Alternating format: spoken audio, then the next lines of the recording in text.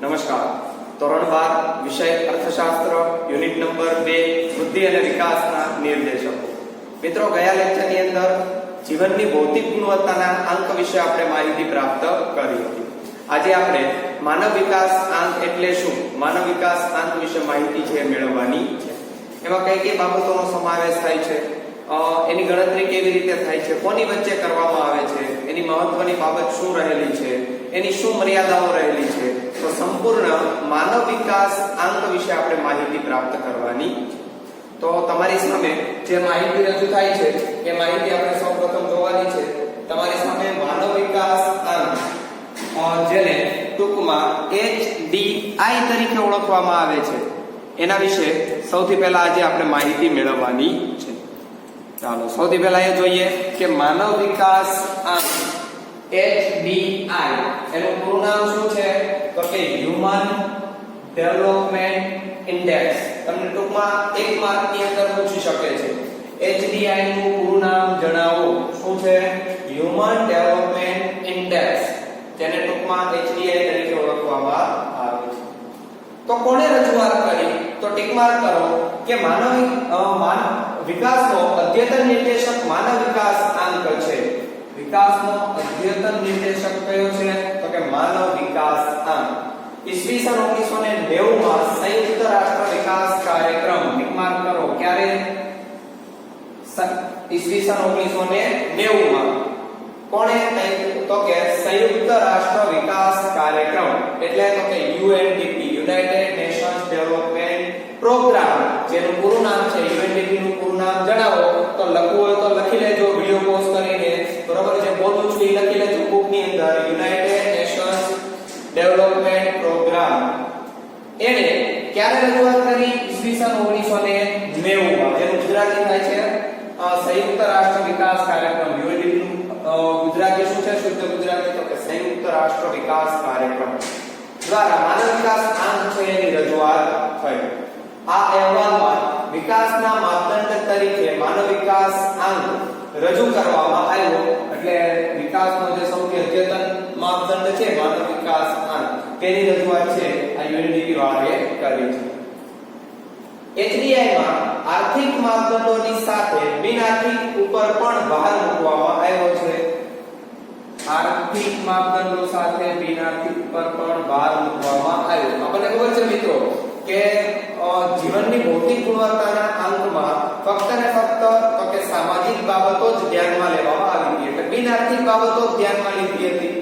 એમાં આર્થિક બાબતો કઈ છે તો એ બાબત ધ્યાનમાં લેવામાં આવી નથી. એની મર્યાદામાં આપણે જોયું હતું. તો આર્થિક બાબત ધ્યાનમાં નથી લેવાની, એટલે એની મર્યાદા થઈ. એ મર્યાદાને ધ્યાનમાં રાખીને માનવ વિકાસ આંકની છે રજૂઆત કરવામાં આવી, અને એની અંદર બિન આર્થિકની સાથે સાથે આર્થિક માપદંડ પણ ધ્યાનમાં લેવામાં આવ્યું છે. એટલે એક સારી વાત છે. HDI તૈયાર કરવામાં મહત્વની ભૂમિકા ભારતના અર્થશાસ્ત્રીઓનો ફાળો પણ છે. એટલે ભારતના પણ કેટલાક અર્થશાસ્ત્રીઓ છે એનો પણ ફાળો આ માનવ વિકાસ આંક તૈયાર કરવામાં રહેલો છે. જુદા જુદા દેશોમાં થતા વિકાસના પ્રયત્નોનું મૂલ્યાંકન કરીને અંક તૈયાર કરવામાં આવે છે. કે અલગ અલગ દેશોની અંદર જે કાંઈ વિકાસ થાય છે અને એના અંગેના પ્રયત્નો કરવામાં આવે છે, તો તેને ધ્યાનમાં રાખીને આ અંક છે કે માનવ વિકાસ અંક છે તૈયાર કરવામાં આવે છે.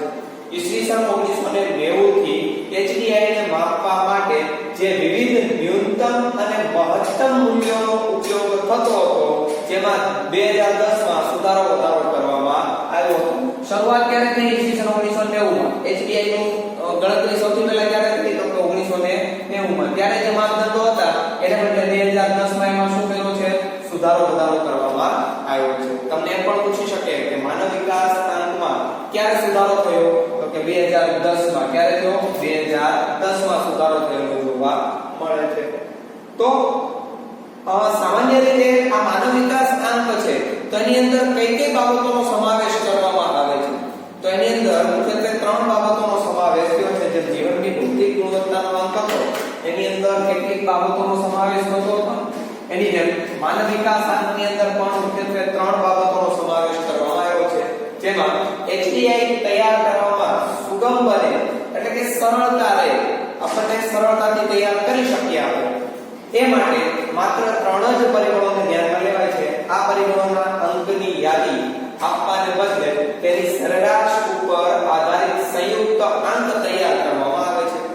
જીવનની ભૌતિક ગુણવત્તામાં ત્રણ બાબતો હતી અને ત્રણ બાબતોનો સરવાળો કરીને એની શું કરતા ત્રણ વડે ભાગાકાર કરતા અને છેલ્લે મળતું શું મળતું તો કે સરેરાશ મળતું. તો એની જેમ આમાં પણ ત્રણ બાબતો છે એની સરેરાશ છે ગોતવામાં આવે છે. આ ત્રણ બાબતોની અંદર અલગ અલગ બાબતો રહેલી છે જેની અંદર સૌથી પહેલી બાબત કઈ છે તો કે અપેક્ષિત આયુષ્ય. પહેલી બાબત કઈ રહેલી છે તો ટિક માર્ક કરીએ અપેક્ષિત આયુષ્ય. બીજું છે જ્ઞાન. બીજું કયું છે જ્ઞાન. અને ત્રીજી બાબત આપેલી છે સારું જીવન ધોરણ એટલે કે જીવન ધોરણ. ત્રીજી બાબત કઈ છે જીવન ધોરણ. સૌથી પહેલી વાત આર્થિક અપેક્ષિત આયુષ્ય. બીજું શૈક્ષણિક સિદ્ધાંત સિદ્ધિઓ એટલે કે જ્ઞાન જે સામાજિક બાબત દર્શાવે છે. જ્ઞાન છે કઈ બાબત દર્શાવે છે સામાજિક સિદ્ધિઓ દર્શાવે છે. અને જીવન ધોરણ દર્શાવતો અંકનો આર્થિક સિદ્ધાંત અને જીવન ધોરણ છે એ કઈ બાબત દર્શાવે છે તો કે આર્થિક સિદ્ધિઓ દર્શાવે છે. શું દર્શાવે છે આર્થિક સિદ્ધિઓ દર્શાવે છે. અહીંયા લખવું હોય તો આપણે લખી શકાય આર્થિક બાબત છે. અહીંયા લખવું હોય તો લખી શકાય કે સામાજિક બાબત છે. જ્ઞાન છે સામાજિક સમાજને ધ્યાનમાં રાખીને કરવામાં આવે. અને આર્થિક બાબત શું છે તો કે સારું જીવન ધોરણ એ આપણા માટે આર્થિક બાબત. હવે આ ત્રણ બાબતો દ્વારા અથવા તો આ ત્રણ બાબતોની અંદર શું રહેલું છે તો એક પછી એક આપણે જોઈએ છીએ. સૌથી પહેલા તમે અપેક્ષિત આયુષ્ય શીખ્યા છો. એ તમે આની પહેલા પણ શીખી ગયા છો જીવન ધોરણની અંદર એટલે કે જીવનની ભૌતિક ગુણવત્તાના અંકની અંદર. તો એ શું છે તો કે જન્મ સમયે વસ્તીનું અપેક્ષિત આયુષ્ય કેટલું છે તેને આધારે આંક આપવામાં આવે છે.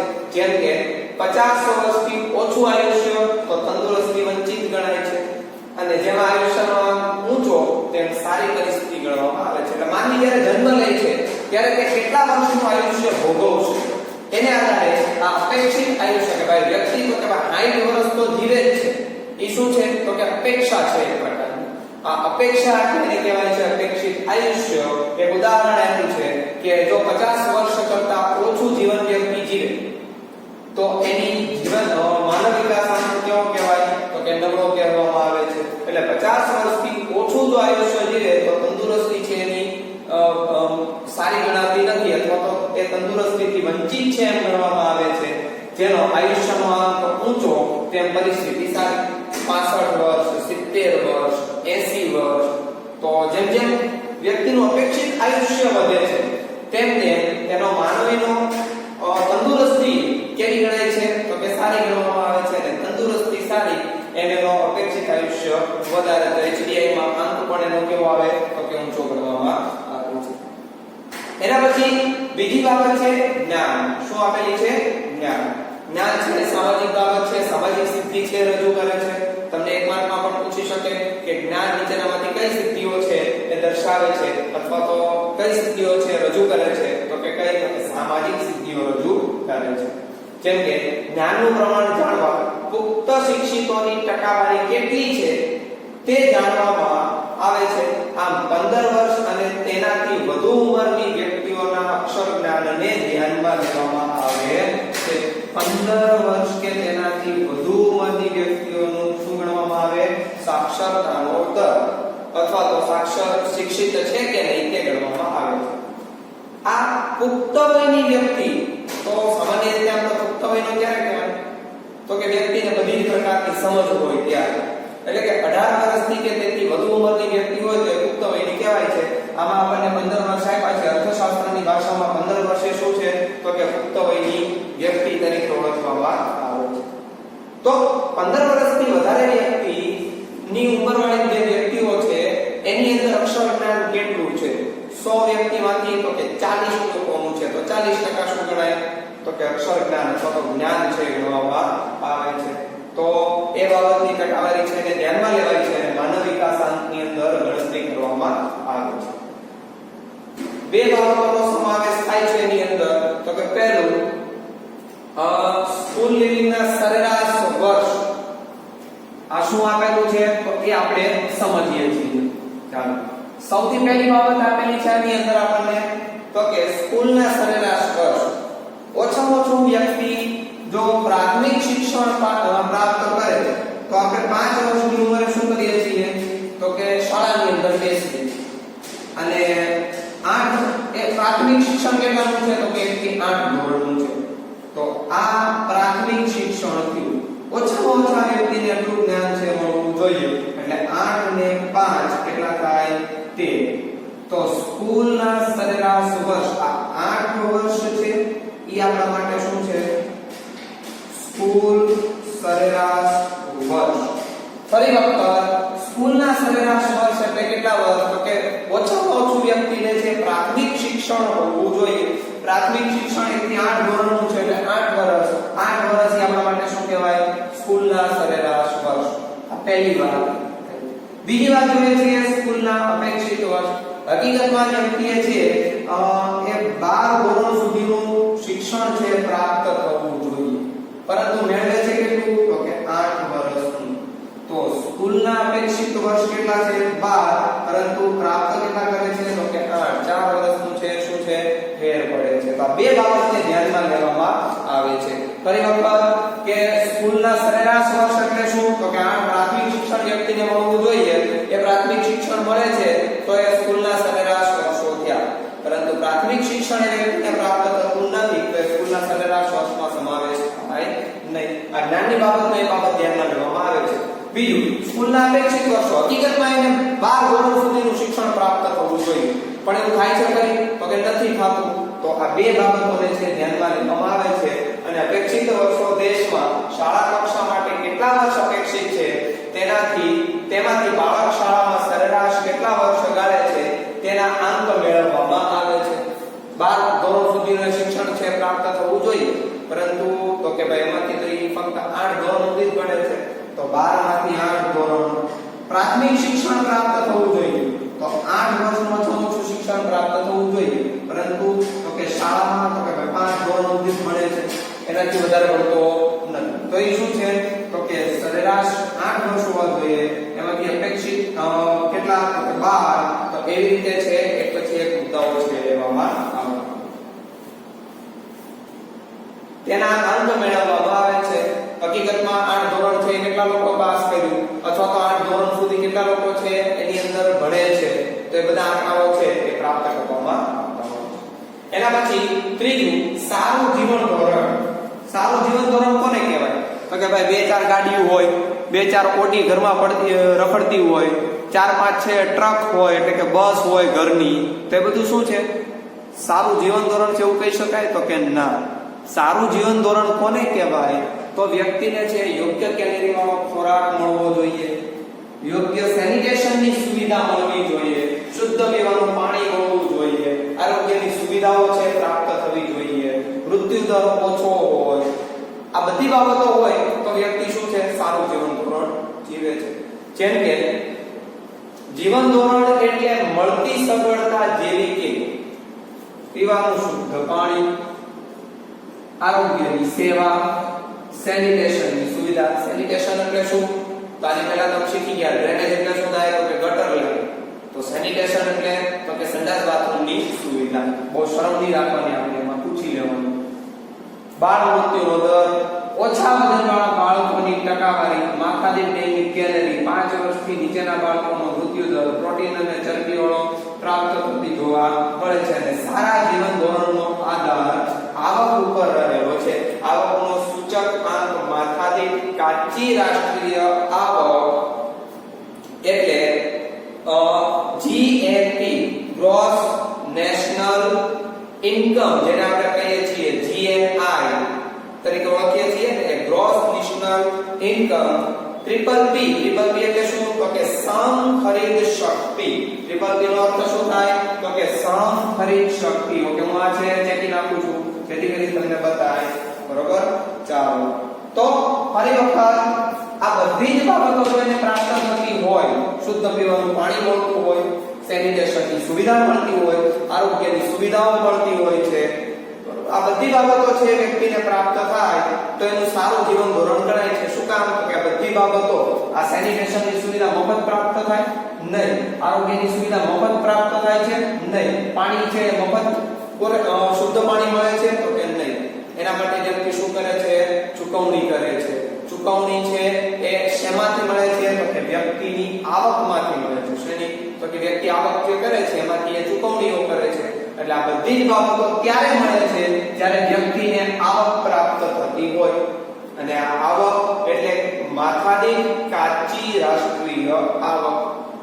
માથાદીઠ આવક જેને આપણે કહીએ છીએ, આ બધી બાબતો એટલે જીએનઆઈ અને સમખરીદ શક્તિના ધોરણે છે માપવામાં આવે છે. આ બે બાબતને આધારે આ બધી બાબતો છે માપવામાં આવે છે. કોને કોને આધારે? તો કે કાચી રાષ્ટ્રીય માથાદીઠ આવક અને સમખરીદ શક્તિના ધોરણે માપવામાં આવે છે. જો માથાદીઠ આવક વધુ હોય તો આ બધી સુવિધાઓ છે પ્રાપ્ત થાય છે એમ ગણવામાં આવે. એટલે એનું જીવન ધોરણ કેવું ગણાય? સારું ગણવામાં આવે છે. જો આ બધી સુવિધાઓ એને પ્રાપ્ત થતી નથી તો કે એનું જીવન ધોરણ છે ખરાબ છે એમ કહેવામાં આવે છે. સાથે માથાદીઠ આવક પણ કેવી હોય? તો કે ઓછી ગણવામાં આવે છે. તો મુખ્યત્વે ત્રણ બાબતોનો સમાવેશ થાય છે. ત્રણ બાબતોમાંની પહેલી બાબત છે અપેક્ષિત આયુષ્ય, બીજું છે જ્ઞાન અને ત્રીજું છે સારું જીવન ધોરણ. મુખ્ય કેટલી બાબતો છે? ત્રણ બાબતો છે ધ્યાનમાં લેવામાં આવે છે. હવે કેટલીક મુખ્ય બાબતો છે કે ગણતરી કોની વચ્ચે કરવામાં આવે છે, એનું મૂલ્ય કેટલું છે, મહત્તમ મૂલ્ય કેટલું છે, ઓછું મૂલ્ય કેટલું છે, આ બધી બાબતોને આધારે કેટલીક મુખ્ય બાબતો આપી છે. પછી એક છે ટિપ્પણ કરતા જઈએ. જેમ કે ત્રણ ધોરણોને આધારે ગણાતા HDI નું મૂલ્ય કેવું? પણ મહત્તમ મૂલ્ય કેટલું છે? 1. સૌથી વધુ મૂલ્ય કેટલું હોય? 1. જીવનની ભૌતિક ગુણવત્તાના અંકમાં સૌથી વધારેમાં વધારે મહત્તમ મૂલ્ય કેટલું હતું? તો કે 100 હતું. પણ માનવ વિકાસ આંકનું મહત્તમ મૂલ્ય કેટલું છે? 1. કેટલું છે? 1. ધ્યાન રહે. HDI નું મૂલ્ય 0 થી 1 ની વચ્ચે મપાય છે. એનું મૂલ્ય કેટલું હોય? 0 થી 1 ની વચ્ચે મપાય છે. જીવનની ભૌતિક ગુણવત્તાના અંકનું મૂલ્ય કેટલું હતું? તો કે 0 થી 100 ની વચ્ચે મળે. જ્યારે માનવ વિકાસ આંકનું મૂલ્ય કોની વચ્ચે ગણાય છે? તો કે 0 થી 1 ની વચ્ચે. કોની વચ્ચે? 0 થી 1 ની વચ્ચે છે ગણવામાં આવે છે. જે દેશનો HDI 1 ની નજીક તે વધુ વિકસિત ગણાય છે. કોની વચ્ચે થાય? 0 અને 1. 0 છે એ ન્યૂનતમ મૂલ્ય છે, 1 છે એ મહત્તમ મૂલ્ય છે. એટલે જે દેશનો અંક છે 1 ની નજીક તો એક દેશ છે વિકસિત ગણાય છે, 1 ની નજીક તો વધુ વિકસિત ગણાય. ઉદાહરણ તરીકે કોઈ દેશનો અંક છે એ 0.910 થયો તો કોની નજીક થયો? 1 ની નજીક થયો. 0.942 કોની નજીક થયો? 1 ની નજીક થયો. તો એક દેશનો આંક એટલે કે માનવ વિકાસ આંક કેવો ગણાય છે? ઊંચો ગણવામાં આવે છે. એટલે 1 ની નજીક તો વિકસિત ગણાય છે. જે દેશનો HDI 1 થી દૂર હોય તે ઓછો વિકસિત ગણાય છે. 1 થી દૂર ઓછો વિકસિત. એટલે HDI નો ક્રમ કેવો મળે છે? નીચો મળે છે. ઉદાહરણ તરીકે 0.413, 0.425 આ બધા કેવા છે? તો કે 1 થી દૂર છે. ઓલા 0.900 એ બધા કેવા હતા? 1 થી નજીક હતા. આ બધા કેવા છે? તો કે 1 થી દૂર છે, એટલે 0 ની નજીક છે. આ જેટલા 0 ની નજીક છે એ બધાના દેશનો માનવ વિકાસાંક કેવો છે? તો કે નીચો ગણવામાં આવે છે. એના પછી વર્ષ 2014 માં દુનિયાના 188 દેશોમાં 944 અંક સાથે ટિક માર્ક ખરો. 188 દેશોમાં 188 દેશોમાંથી 0.944 સાથે નોર્વે પ્રથમ ક્રમે છે. કેટલા ક્રમે છે? પ્રથમ ક્રમે. અને ભારત 0.609 અંક સાથે કેટલામો છે? 130મો ક્રમાંક છે. મિત્રો 1 માર્કની અંદર આ પ્રશ્ન ખાસ પૂછાય છે. ફરી વખત 1 માર્કની અંદર આ પ્રશ્ન ખાસ પૂછાય છે. પ્રશ્ન એમ પૂછાય કે ભારતમાં માનવ વિકાસાંકની દ્રષ્ટિએ કેટલામો અંક ધરાવે છે અથવા તો ક્રમ ધરાવે છે? તો કે 130. માનવ વિકાસાંકનું મૂલ્ય કેટલું છે 2014 મુજબ? તો કે 0.609. જ્યારે સૌથી પહેલો ક્રમ કોણ ધરાવે છે? નોર્વે, અને એનો માનવ વિકાસનો અંક કેટલો છે? 0.944. મિત્રો આપણે નોર્વે વિશે બહુ સાંભળ્યું હશે. નોર્વે છે એમાં 6 મહિના દિવસ ને 6 મહિના રાત ને એવું બધું હોય છે. છતાં એ દેશ, તમે વિચાર કરો, નોર્વે છે એ સૂર્યપ્રકાશ 6 મહિને આવે છે, છતાં એ દેશ કેટલો આગળ છે. તો એ શું છે? દેશની પ્રગતિ દર્શાવે છે. શું દર્શાવે છે? દેશની પ્રગતિ દર્શાવે છે. આની વચ્ચે અને આની વચ્ચે કેટલો ફેર તમે વિચાર તો કરો, છે ને? ઘણો બધો ફેર છે, બરોબર? તો એ શું છે? તો કે દેશની પ્રગતિ, એટલી દેશની પ્રગતિ છે વધારે કરે છે. ઓકે, તો માનવ વિકાસ આંકની દ્રષ્ટિએ સૌથી વિકસિત દેશ છે નોર્વે, અને એનો અંક એટલે કે માનવ વિકાસનો અંક છે 0.944. ભારતનો ક્રમ છે 130, અને એનો માનવ વિકાસનો અંક કેટલો છે? 0.609 જેટલો જોવા મળે છે. જે તમારી મુખ્ય બાબત છે. 1 માર્કના પ્રશ્નો આની અંદરથી વધારે છે. કઈ રીતે?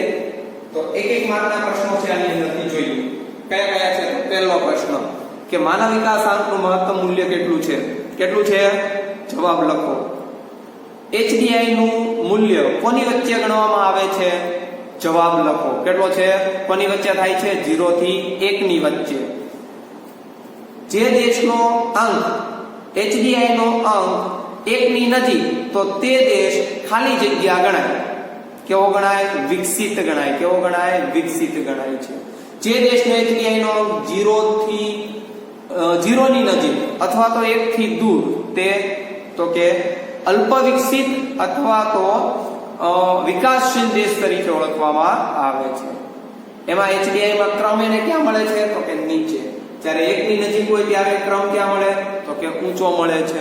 ઓકે, ભારતનો HDI નો અંક કેટલો છે? તો કે 0.609. એનો ક્રમ કેટલો છે 188 દેશોમાં? તો કે 130 નો. સૌથી વધુ વિકસિત માનવ વિકાસ આંકની દ્રષ્ટિએ કયો છે? તો કે નોર્વે. એનો HDI નો અંક કેટલો છે? તો કે 0.944. તો આ રીતે તમને 1 માર્કના પ્રશ્નો છે એ પૂછી શકે છે. ઓકે, તો આજના દિવસે આપણે માનવ વિકાસ આંક એટલે શું, માનવ વિકાસ આંકમાં કઈ કઈ બાબતોનો સમાવેશ થાય છે, માનવ વિકાસ આંકની અંદર મુખ્ય બાબતો કઈ રહેલી છે, સારી બાબતો જેને આપણે કહીએ છીએ, અથવા તો 1 માર્કના પ્રશ્નો જે નીકળે છે હમણાં આપણે જોયું છે, તો એના વિશે આપણે વાત કરી છે. નેક્સ્ટ લેક્ચરની અંદર આપણે માનવ વિકાસ આંકની અંદર કેટલાક દેશોની આપણને માહિતી આપેલી છે, એક ક્રમ અને એક ક્રમ કેવી રીતે ગણવામાં આવે છે, કયો દેશ કોની વચ્ચે છે, સમાવેશ થાય છે. તો નેક્સ્ટ લેક્ચરની અંદર આપણે માનવ વિકાસ આંકના આગળના ટોપિકો વિશે વાત કરવાના છીએ. ત્યાં સુધી ઘરે રહો, સ્વસ્થ રહો. આભાર.